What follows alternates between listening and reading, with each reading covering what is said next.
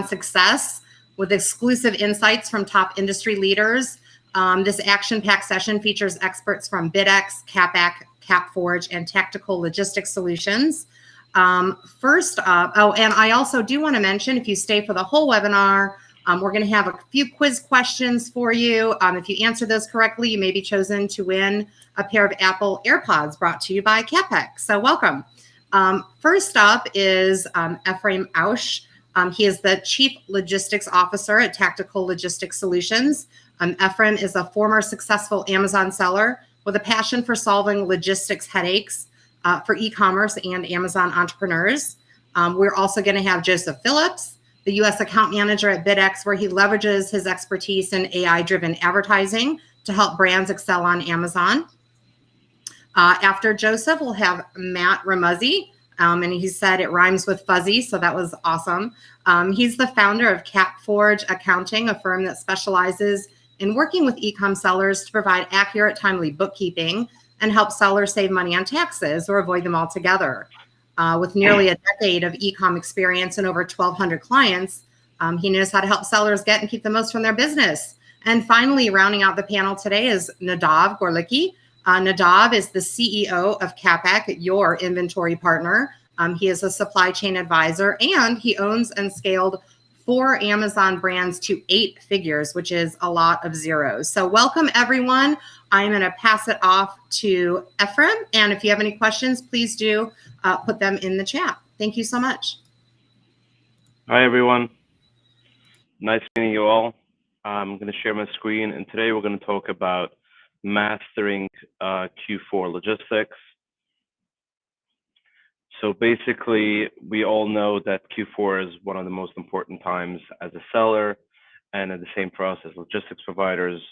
There's a lot of, every year we have a different issue. This year we have a new issue that just happened as of last night. There's a strike on all the East Coast terminals where containers come in.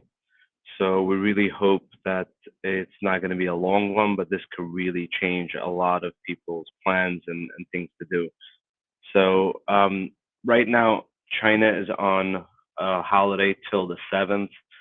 Let's really hope that this strike ends before that. But if it doesn't, then a lot of things, you got to start looking at a lot of different things. If you're still manufacturing product overseas and you were originally planning to bring it into the East Coast, you got to now look at bringing it into the West Coast. Also be ready for additional price hikes. Obviously, if the whole East Coast is on strike, that means a lot of vessels cannot return to China or other countries back where they need to get to pick up new containers. Automatically, that really cripples the whole logistics industry, and that's going to cause price to go up. Not a lot of capacity to import products, so just keep that in mind. If you know your product is being ready in the next 3 to 4 weeks, make sure that you book your shipments at least 2 to 3 weeks in advance. Minimum 2 weeks, but I would say at least 3 weeks in advance. And then we'll go into some other topics as we go on. Sorry about that. There we go. So meeting key inventory deadlines, this is going to be the most important topic, and then how to maintain optimal stock levels, and then all different options that people have today. There's Amazon Global Logistics, there's AWD versus 3PL, and how to go about it in Q4.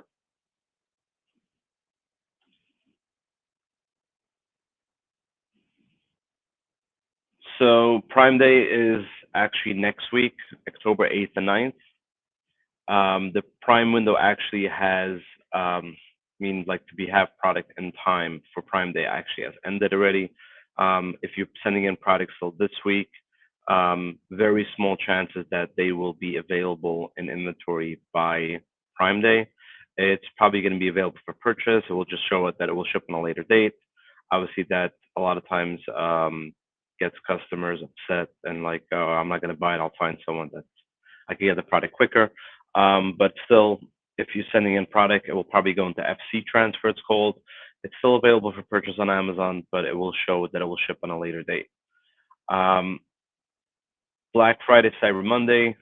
So Amazon changed around a lot this year, where they're basically telling you to have inventory in by October 19th for Q4. So last year they had dates of basically, I think it was the 26th or the 27th of October, and then they had another date for Christmas on-time delivery.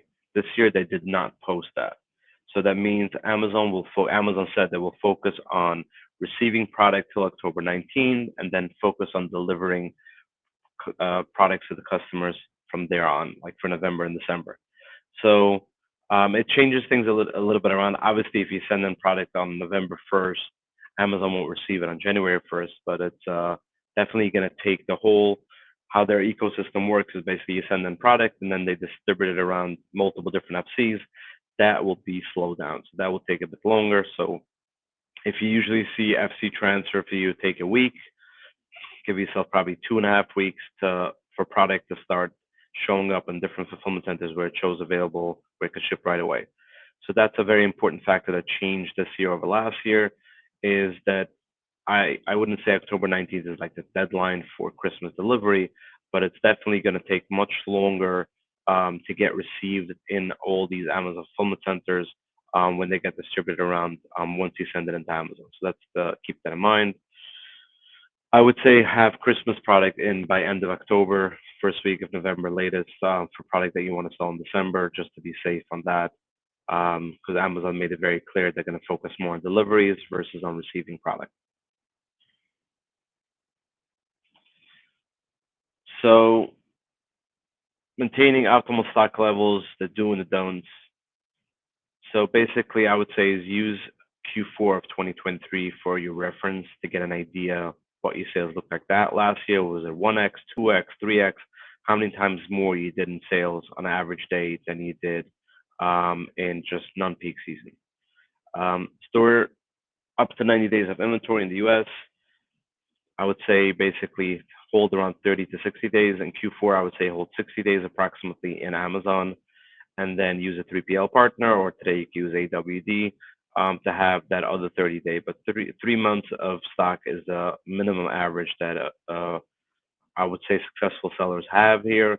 How they usually have it is, what I've seen is they have 2 months in production, 2 months on the order, 2 months in a 3PL, 2 months in FBA, or 2 months in AWD, and then 2 months in FBA. So basically, if you ever wake up one morning, your competition ran out of stock, or your products really start picking up steam, you know that you have enough product in different areas where you can be covered, that you're not going to run out of stock.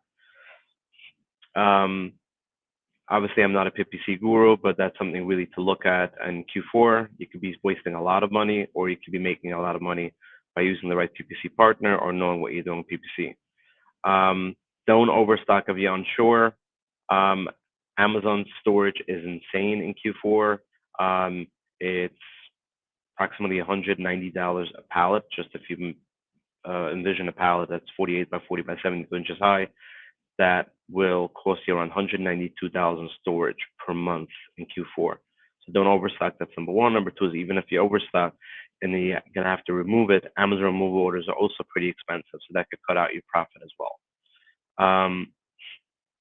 And obviously, sending inventory last minute, I would say that's something that you really could risk not being received properly and not being received on time, and obviously your sales will not be there for you. I'm just going to go through quickly. There's AGL, AWD, and FBA. AGL is Amazon Global Logistics. That's their freight forwarding service they provide. It's a great system that they put in place. They have great technology. They have great rates, but in Q4, it's a bit tricky. So they're cost effective. They're transparent in quoting. Whatever quote you see online, you're not going to overpay. It's a user-friendly system. You can lock in your rates, and there's no hidden fees. There's no waiting time. There's no chassis fee. That don't have any of these fees. Accessorials where you see with a regular freight forwarder like me. So that has a lot of pros to it. The cons, though, are there's very limited communication. It's not like you could call up and speak to someone. There's a lot of emails. A lot of their staff is based in China, so you have that time difference and that language barrier. So that could affect to have proper communication. It is, especially in Q4, they have a slower, they're always slower with shipping than regular freight forwarders, regular vessels. Um, they basically, I would say, give yourself an extra 2 weeks to 3 weeks longer than a regular schedule that you get from a regular freight forwarder. So that could really cripple or really affect your Q4 if you're not putting that in consideration. They have very little customs limitation, meaning to say like um, if you have high tariffs, you can do DDP with them. If you don't really know the HTS codes and compliance, there's nobody like to talk to and figure out what's the best HS code for that. So you have to come pretty prepared to use AGL with which H codes you're going to use and what your tariff code is going to look like, because otherwise you don't want to get shocked with a high duty bill where you did not anticipate that. They have a hard time doing consolidation. So if you have 10, 15 suppliers and you want to consolidate it, send it to a warehouse and consolidate them all into one container. Amazon has difficulty doing that at the moment. Obviously, at some point, they'll do much better with that. But right now, it's a little bit difficult. What you could do is have one supplier receive everything from the other suppliers and then fill up the container. Otherwise, it's a little bit difficult with that. And then container weight limit. If you're have heavy product and you usually ship higher than 19,000 kilos, Amazon will not allow you to ship over that amount. Versus with the regular freight forwarder, you could ship with a higher amount. The only issue is that once it arrives, you might be paying a higher fee to pick it up from the port because it's overweight. Amazon AWD is basically acting like your 3PL. They're way lower than Amazon FBA. Non-peak, it's 48 cents versus 78 cents. If you want to put it into pallet perspective, it's $38 a month versus $62 a month. So it's a huge difference. There's no peak season storage fees like Amazon is. FBA charges you 192 pallets, like I said earlier. You have less stock outs with AWD because you can have order replenishment, and then you have somewhat flexible expansion where you could use it for multi-channel capabilities, but it's very limited on that.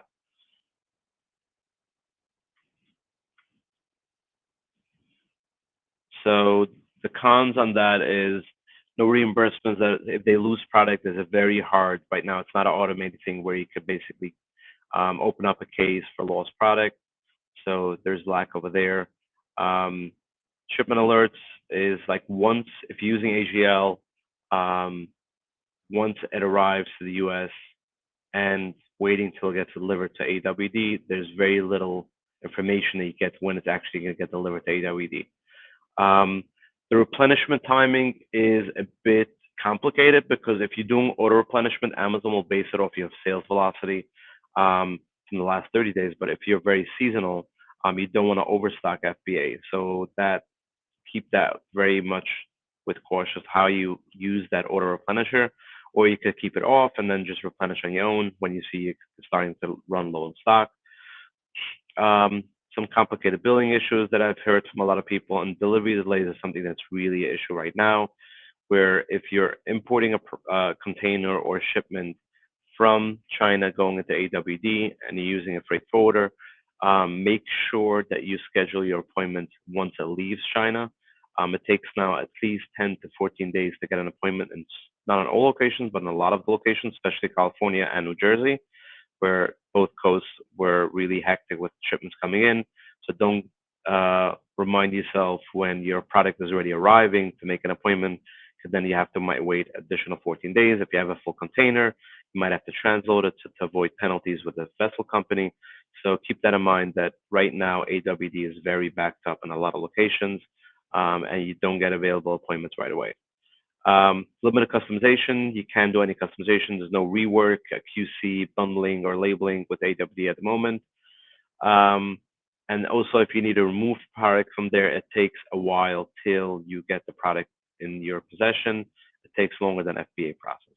But at the other end, AWD does not open master carton. So when you do a removal order from AWD, they will come in your original master carton. Versus FBA, their cartons get opened up. So they might come one piece at a time, 5, 10 pieces, however Amazon wants to remove it. Product restrictions, there's no oversized option right now. There's no hazmat option right now. Expired products, they started a pilot program now in September last month, but that's only whoever got invited. It's not officially available for everyone, but it's something that they will start offering soon. So if you have standard size product, AWD might be a good choice for you. So I just put here a comparison how you look like at the rates.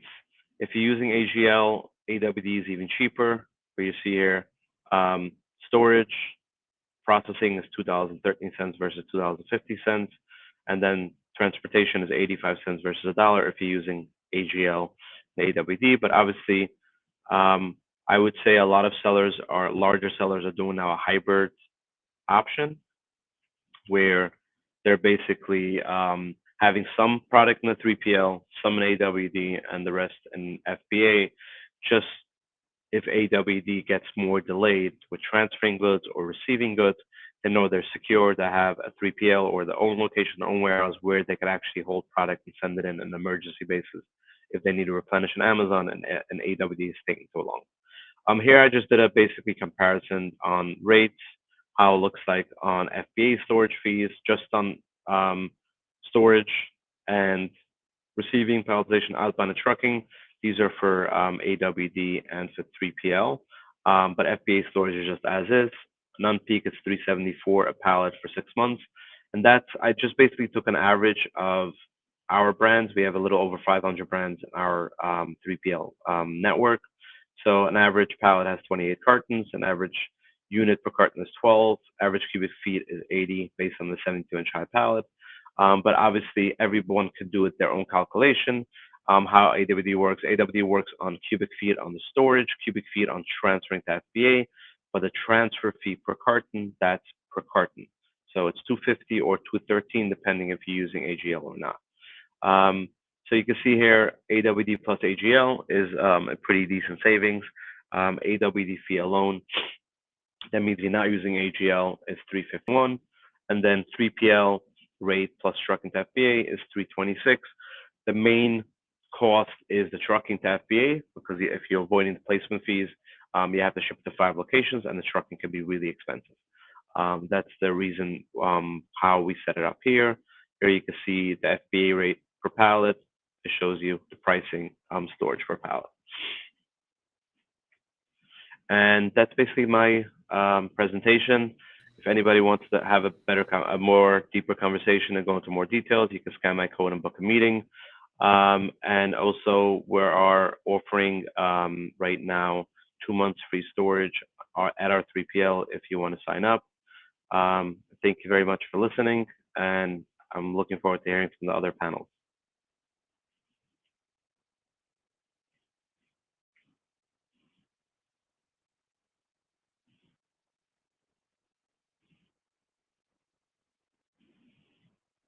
All right. So I think that's my cue for me to jump in. Thank you very much, Ephraim. That I didn't hear about that news until just today with the whole dock worker strike. That's big news, especially right before everything in Q4. Definitely something to keep our eyes on. Definitely is something to keep our eyes on. Hopefully it's a short-term thing and not a long-term, but once it hits more than a week, it's just going to be chaos across the board because every day delays us a week. So every day is just going to affect a week in the logistics industry. Once it hits a full week, it might hit into basically will take a quarter for us to recover. So just every day it gets worse. So hopefully it's just a short-term thing and it ends this week. China is off this week, so that might help the situation. But if that's not the case, then we're just got to be on top of it. That's all. Everybody's got to be on top of the supply chain. Absolutely. Another stat I heard on that was each day that the strike continues, it's estimated that the economy loses $3.2 billion. Makes sense. Big industry. Wow. Yeah, people don't realize it's not only the ports. There's hundreds of thousands of truckers that go every day to the port to pick up goods, deliver goods, all that. All these people are affected as well. So it's much more than just the port. Wow. Well, hopefully that we can get it all set, and so it doesn't affect our businesses for upcoming Q4. Hopefully. All right. So I will be talking about the advertising side today. I will pull up my screen here. Give me 1 second. Mhm. Okay.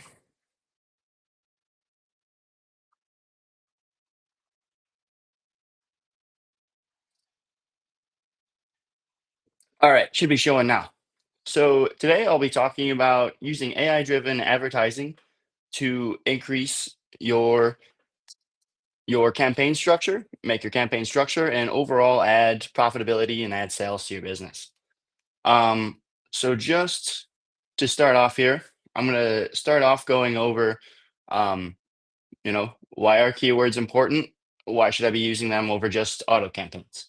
So the graphic below, this is the best campaign structure that you can have, especially within BidX. How we use it.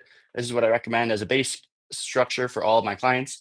And think of it as just connecting one auto campaign to 3 manual campaigns: an auto campaign, a PAT campaign, as well as a broad and exact campaign, and mix in a category campaign in there too. Finding good success with those. Anyways, having a well thought out campaign structure that covers all of your bases is, as well as a really well done keyword research, is the basis for having advertising success. Um, One of the other big things that I see when people are coming in is, people will just make auto campaigns, and you'll see a lot of sales coming from your auto campaigns. It can look really good. Sometimes you can have a 20-25% A cost just off of these auto campaigns. And people think, oh, that's good enough. But if you think about things from the incentive side, if you have the auto campaigns running, those all the discretion and all the control is given to Amazon rather than to us as sellers. So our goal is to transfer the search terms that convert from our auto campaigns into our manual campaigns, as our incentive is to be in control of our keywords, in control of our costs, and that will lead over time to having a lower A cost, a better return on ad spend, and just better returns for your product in general. So you can either do this manually, going through your auto campaigns and checking out the search terms on them, see what's working, alternatively, what's not working, and set positive and negative keywords. Or on that same coin, you could use a tool like BidX that has automatic keyword harvesting within it so that you can bring in those search terms from your auto campaigns into your manual campaigns. So that's just the basis, just the first thing I wanted to go over. I'm sure that probably wasn't too much news to anybody, but you never know.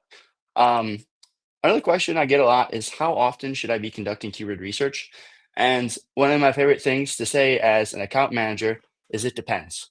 I can't give you a totally straightforward answer on that, but I often find, going back to that last slide, that once you start off with a really good keyword research and you have a well thought out structure that covers all of your bases and matches whatever strategy you're looking to have, you only need to really do that keyword research once. And then when you have automatic keyword harvesting going for you, you're going to harvest more keywords into your campaigns, and that'll cover new entrants that come into the market. That will cover, um, for your PAT campaigns. That'll cover new keywords for branded competitors, et cetera, et cetera. But the most important thing is, even if you have these automated processes running in your background, is there's still a lot to be said about the human analysis portion of all of this. You have to always be analyzing, interpreting your data, seeing what's working. Are you, these systems can do a lot for us, but with our human intuition, we can check out our data, see some trends, and we could beat the machine to it. We can look in, we can say, hey, these certain keywords are spending too much money. They were working for me 4 months ago, but in this last 3 months, in my low period over the summer, these have just been wasting money for me. So these are the kind of things that you need to be taking a look at constantly, seeing what kind of keywords and where is my spend going in relation to my keywords, at what points in the year. And then that way you can make more educated decisions and, better overall actions on how you deploy your budget and how you spend your money and overall how that relates to your profitability. Um, as I touched on before, one of our main goals should be to be building up our manual campaigns and taking control away from our auto campaigns.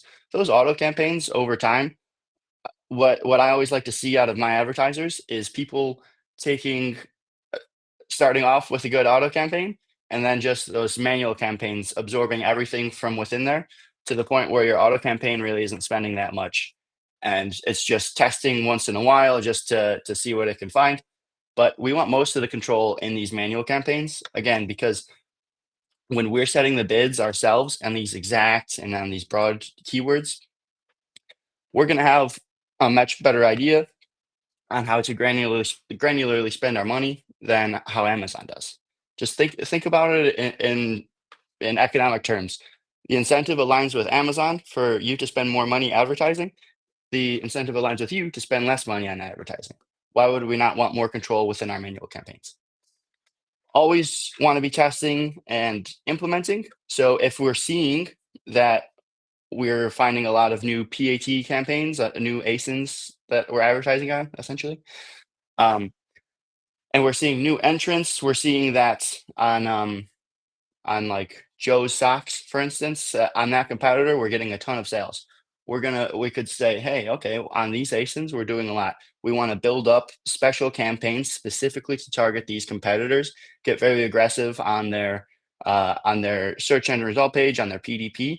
And the insights that we get from these campaigns we have running in the first place, we can then build out on. And then I wouldn't call it additional keyword research, but additional campaign building based off of the keyword research we did in the beginning. That's going to give us the results that we want to see. So speaking of keyword research, we have an AI keyword research assistant called Leia. So essentially with Leia, you are able to discover winning keywords fast so you can find the best keywords to maximize your Amazon sales. It'll give you data-driven decisions so that you can fully optimize your strategy. And this is free. So if you want to just take a second, and I'm going to do a live demonstration on how we can run a keyword research on an example product. So if you want to do it alongside me, I'll give you 7 seconds to scan that before I change my screen. All right, I feel like that was pretty close to 7 seconds, but here we go. First, I'm just going to take this ASIN here. I'm going to grab this and grab the ASIN. Here I am. You can also, if you mixed it, you can just go to ai.bidx.io. You can save it for later. You'll probably have to create an account. Again, it's completely free. So I'm going to go in here and I'm going to create a new project. Enter in my ASIN. And I'm in the US. From here, you'll be asked to choose your strategy. So I'm just going to go with an efficient structure because this would kind of depend on where you are in your product lifecycle. So efficient, this is an established product. We're looking to be efficient, have lower bids, all that.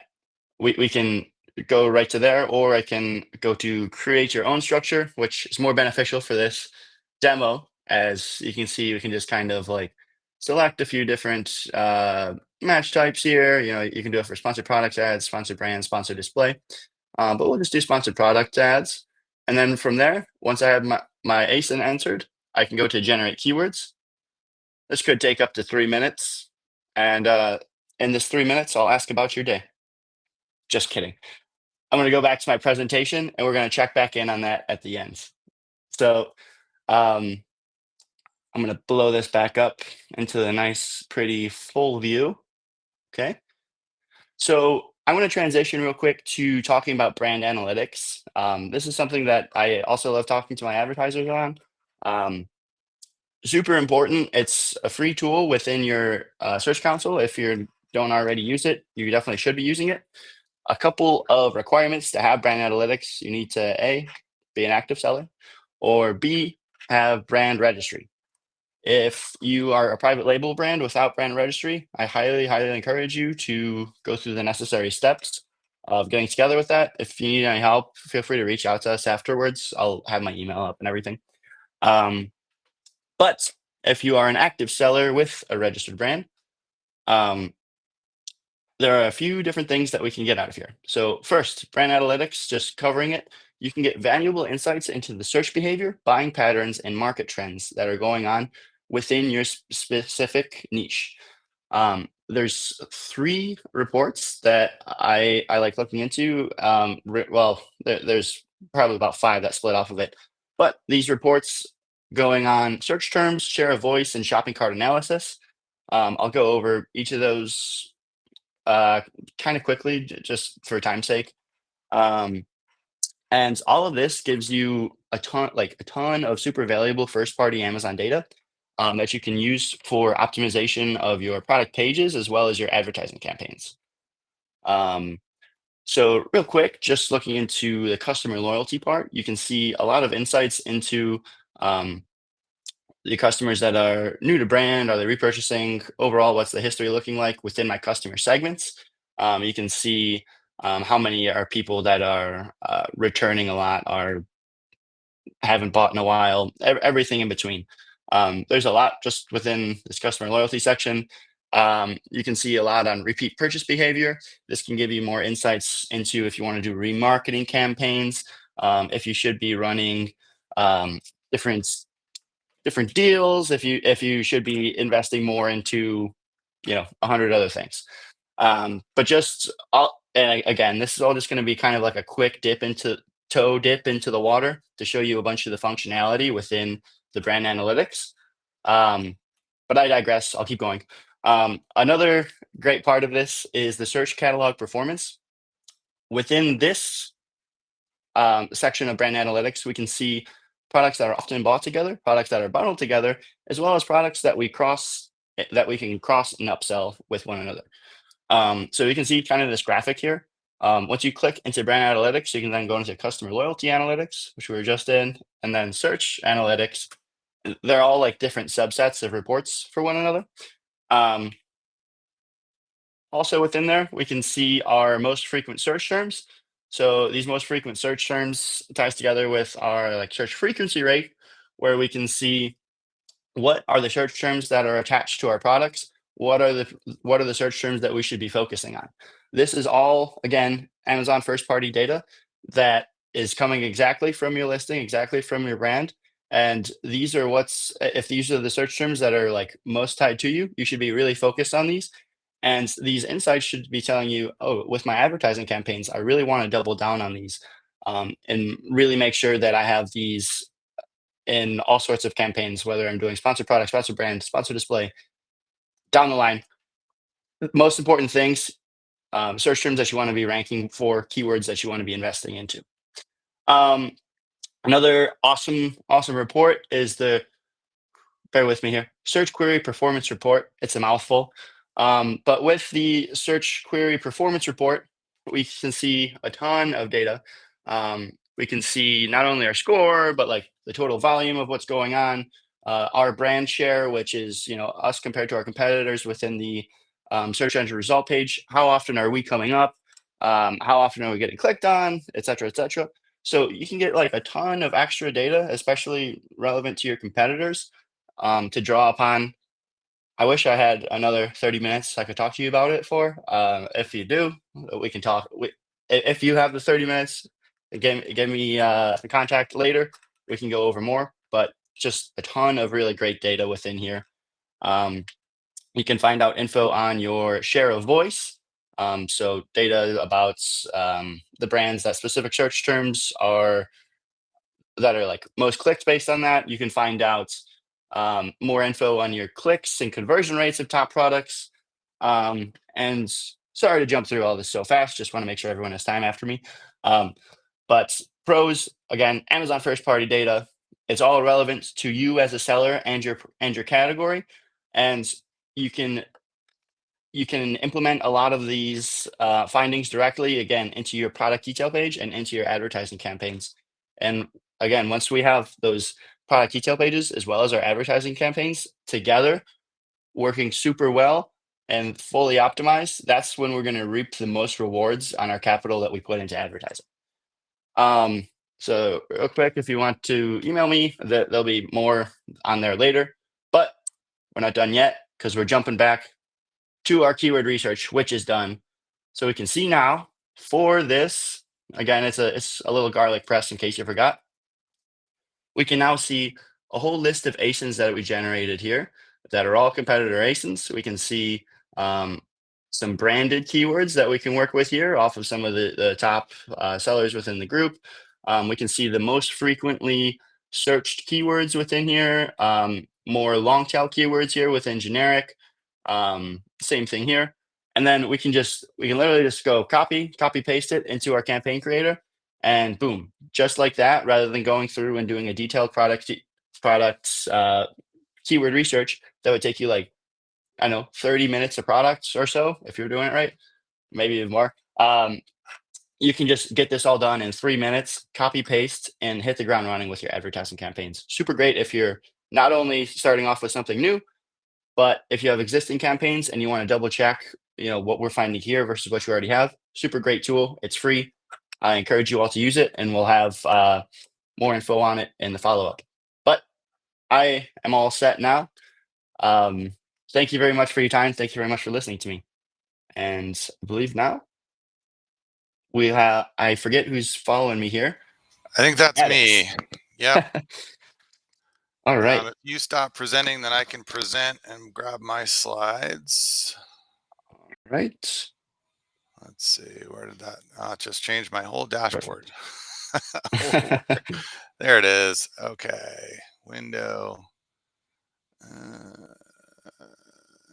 screen. I don't want the entire screen. This. There we go. Okay. Hopefully you guys can see this. Yes? All right. So 3 power seller profit tips that I think are worth going through, and I'll be quick. So we do bookkeeping and accounting specifically for e-com sellers. So here's some of my info. Who cares? I've been doing it a long time. We do it for a lot of people. That's the basic takeaway from this. And here's the main thing that you probably got from the first 2 speakers, that this is a very data intense, very complicated business that we've gotten ourselves into here. There are a lot of numbers, and there's a lot to keep track of. Obviously, just on the logistics side, there's a lot of costs involved in sourcing your product and getting it all the way into your customers' hands. That eats into the amount that's left for you to keep.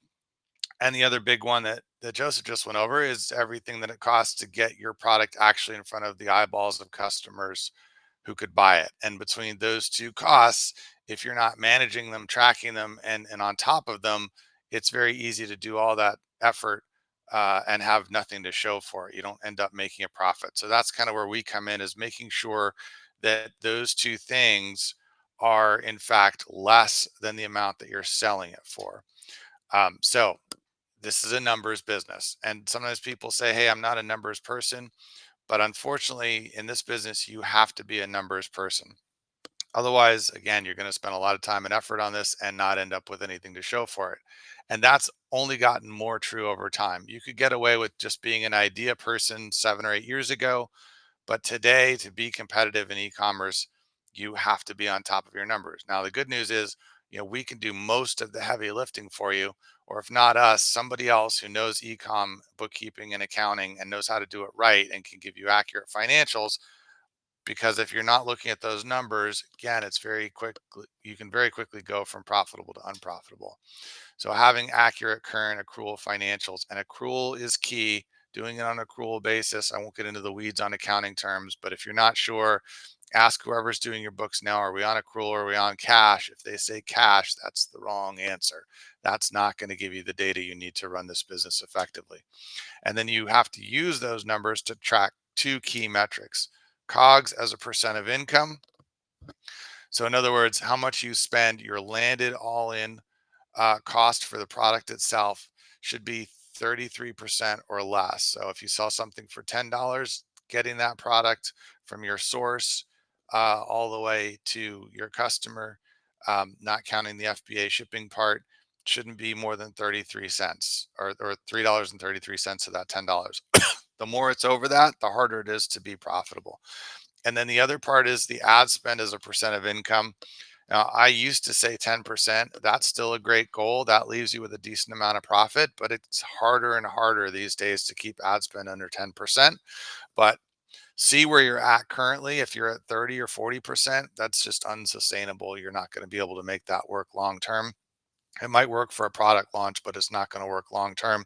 Long term, you have to get down to the point where you are not spending all your profit on ads. And then ideally, your profit margin is 20% or better. Yes, you can squeak by with 3 or 4% profit, but you have to do so much volume to make that work make any sense. And you're really at the mercy of small fluctuations like a dock strike to wipe out everything you've made for the year, even if the dock strike only lasts for a week. So you really want to run this business, find products that are profitable at a good margin.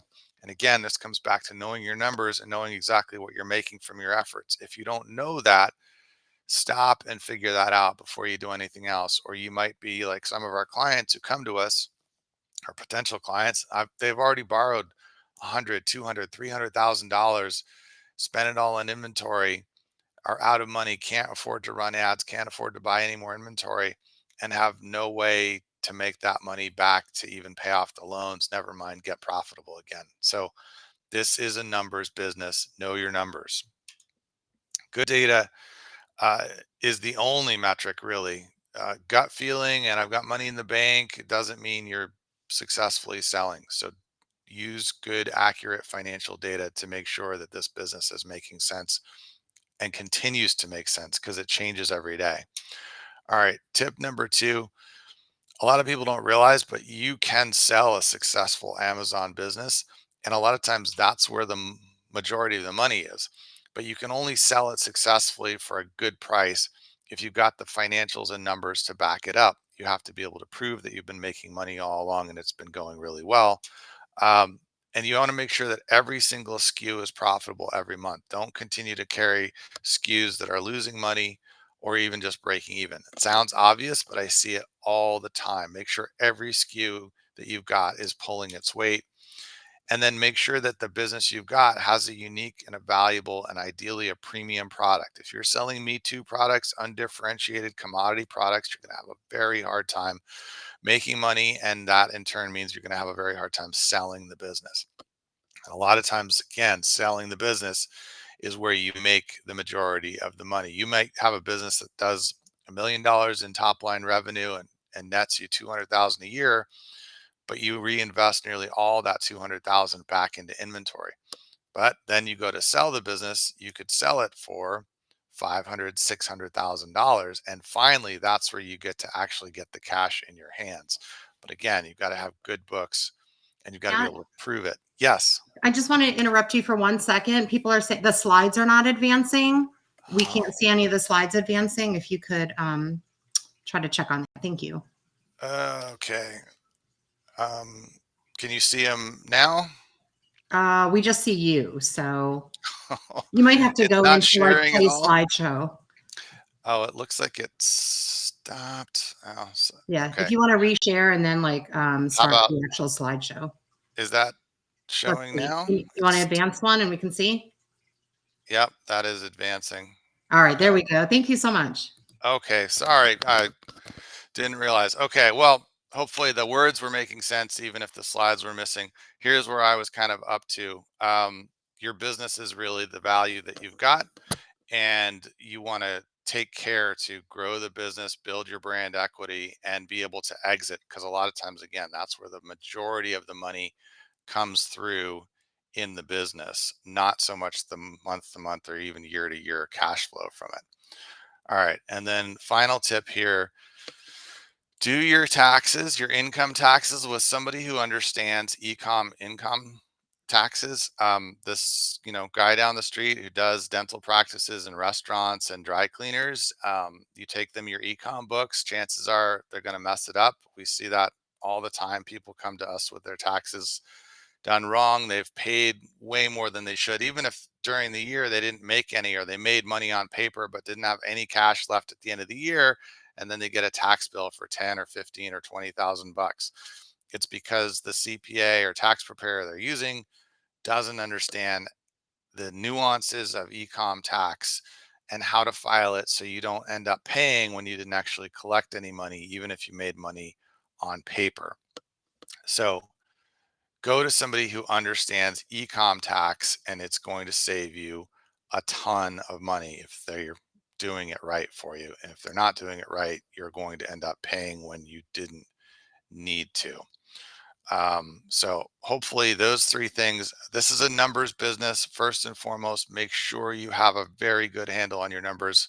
Second, a lot of times the big value in an e-commerce business is actually when you finally grow it to the point where you're ready to sell it. And that's when you finally cash out and get cash in hand.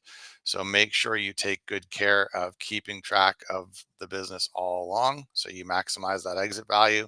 And then three, when you go to pay your income taxes or file your income taxes every year, please make sure you're working with somebody who knows ecom income tax and not just the down the street person, or you very likely are going to end up paying when you didn't have to, or paying more than you needed to. So on to questions. I know we got questions at the end, but hopefully that was a quick overview of the accounting stuff that we do, and then hopefully save some time for the last presenter here.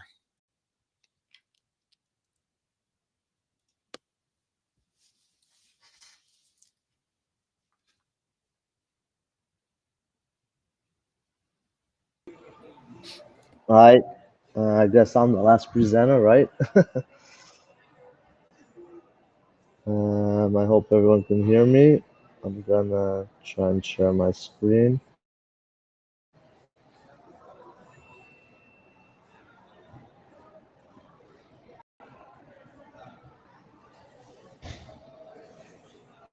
Okay, can everybody see this and me and hear me well? I'm not in the best area for presentations. Okay, if there's a problem, I hope you'll let me know. So I'm from CapEc, and I just wanted to talk about cash flow and increasing ROI.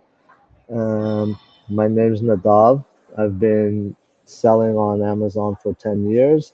I've grown multiple brands. I still have 4 of my own, and started CapEc 3 years ago to create a better finance solutions for sellers. Since sellers in our ecom space have a very unique cash flow and a very different ROI on their cost of goods and on their capital investment. And it's very important that sellers understand how they invest their capital and how they mitigate risk and how they can improve their cash flow. I think the most important thing when you're growing your business is understanding cash flow and planning your cash flow, because even if you have an unbelievable successful business, and it could be a 7-8 figure business, you still can find yourself bankrupt at a certain point if you're not managing your cash flow right. And that is the number one key to growing your business well. And when dealing with cash flow and investments in this industry, you need to be able to understand where and when you have to pay your suppliers, your employees, or your ads, or when you're launching new product. Each one of those investments has a different ROI and has a different cash flow. 80 to 90% of our capital is tied up on inventory, and that's what we usually need for growth. Therefore, the cash flow of inventory is the most important. And if you're a private label seller, then your cash flow is usually built off a 30% deposit when you first put your inventory purchase, and then you pay the difference, 70% maybe a month or two later, and then you have to pay your shipping company while it's being shipped to your port, let's say to the US, and then you hopefully you bought inventory for the next 4 to 6 months. It'll take you to sell off that inventory once it arrives. Therefore, the total timeline is usually between 3 to 9 months, 6 to 9 months from when you placed your order until you actually sold all your inventory. So you need to plan for this cash flow in a very organized manner because the payments here are ups and downs, meaning you have that 30% deposit, then you have a big 70%, and you only start seeing ROI from this investment a couple months later when you start selling off your product. So it's very important to understand this and to be able to plan it ahead. Um, our product comes to connect directly to that. We're not a finance company. We don't give you APR or loans or term loans that don't really connect to your cash flow. We partner with you on your purchase orders and allow you to basically create any PO you need after passing our audit, where you get full feedback, by the way, on anything on your product, on your specific product that's been selling. We will come back and tell you you're profitable, the amount of inventory you're buying makes sense, your chain of logistics is good. We check your post-production inspection, and if everything maps out and is good, then we'll partner with you up to 70%, meaning we'll pay the supplier the 70% when they need to be paid. We'll pay the shipping company when they need to be paid. And we build the returns to match the sales rate of the product. So you don't have any cash flow restraints along the way. And this is one of the most important things, because if you took a term loan in day one or any revenue financing like Amazon financing was in the past, you'd get your money at day one, but by the time you start selling your first product, it's 3 to 4 months later, you already had to pay back almost half that loan. So that loan didn't really add any capital to your business and to your it just postponed your cash flow, and in many cases it even made problems in your cash flow and created cash flow crunches later on, which, and I've seen many cases, you take another term loan just to cover the first one. So it's very important to have the right cash flow and to use the right type of financing for inventory or for PPC or for launching new product. Another very important thing that a lot of sellers don't look into is mitigating risk. Every business when every business as it grows needs capital, needs financing. You can either take an equity investor and give up some equity, or you can take a personal loan on your house, on your credit cards or personal loans, mortgages, personal loans, term loans that have personal guarantees as a personal loan. At the end of the day, if something happens, and unfortunately in the Amazon space, things happen. You could have an unbelievable business, and one day that listing gets closed, or a hijacker comes into your listing and takes over, and your business can stop working for many, many months until you get it resolved. And if you have these personal term loans, a lot of times you're not able to get out of it, and you're going to find yourself even filing Chapter 11 because you took all this personal debt. Therefore, I think it's very important also when managing your business is mitigating risk, finding the partner that will believe in your business, check your business, partner with you on the risk without any personal guarantees, and that really gives you confidence that you can grow. This is how we see the business. Our financing has no personal guarantees. The only collateral we take is that inventory that we finance together. Therefore, putting most of the risk on us, because if we're financed 70% of the PO, we need to get that product sold. So in a case where your listing gets closed, we're going to help you open it. In a case where your product got stuck in customs, we understand and we'll wait for that product to get to Amazon and start selling, and only then we'll start getting our money back. There's no point in going into escalation and doing collection on a business when it's in hardship and just destroying that business. We're sellers just like you, all of you are, and therefore we understand when things happen on Amazon, and we're always able to accommodate and help to solve those problems. um, I talked a little bit before the difference between revenue financing and art financing. So it's very important to see that your financing, one, doesn't put any too much personal risk on your life and on yourself, and two, connects directly to the real cash flow of what you need for your business. Um, Expansion inventory. When you work with us, we'll finance all your main products. A product that has 6 months of history, you've been selling for a year, we can finance that growth basically to its true potential, times 3, times 4, times 10, and you don't have to worry about bringing in any extra capital from other places. uh, Once we're doing that, basically all that other profit that you're making off this product can allow you to get a salary, have some cash flow, use money for expansion, use money to go to other markets or bring new products, use that extra capital for advertising. But it's very important that that way you should have a steady cash flow that enables you to live too. I've seen so many sellers, they go into the business, they keep investing back in the business. Basically, 2, 3, 4 years, they have no salary. Everything they have in their life is in their business, in their Amazon store. And hopefully, yeah, they'll get to a wonderful exit, but sometimes that doesn't happen. And then they find themselves that they've invested 2, 3 years and their Amazon business suddenly started deteriorating or going down, or even worse, failed. And then you have a big problem, and you've lost everything you'd invested in. Working with us, you're getting a true partner on your entire chain of logistics, an auditor on how you're running your business and how much inventory you're ordering and your profits. And on the ROI side of it, most private label sellers make between 70 to 100% on the cost of goods.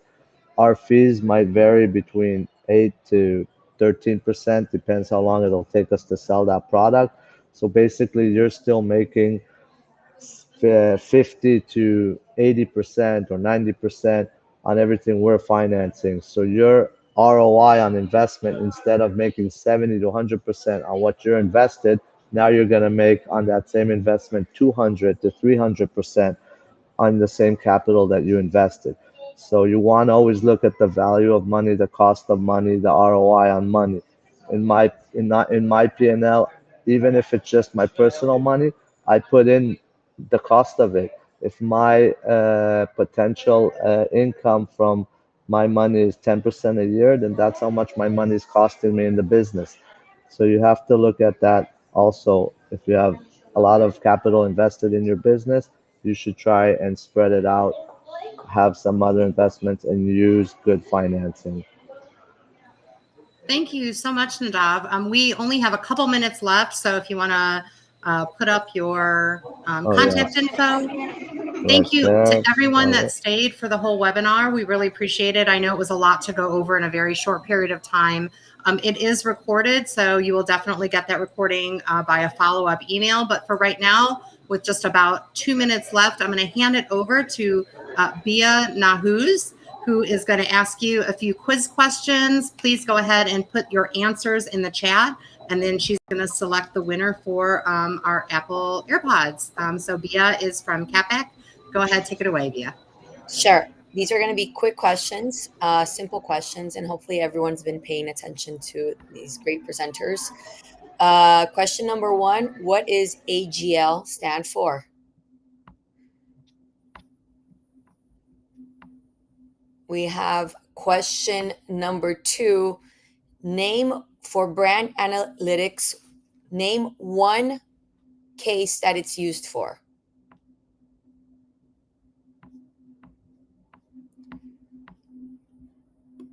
And we have the third question, which is,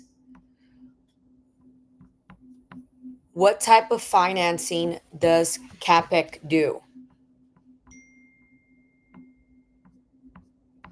And our last question is, how should you do your books? And how should you file your taxes?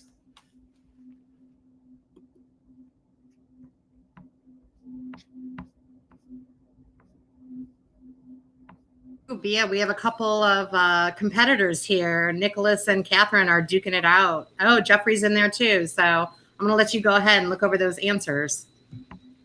Okay, we're missing a couple of answers. Let's see if you paid attention. For CapEc, what type of funding does it do?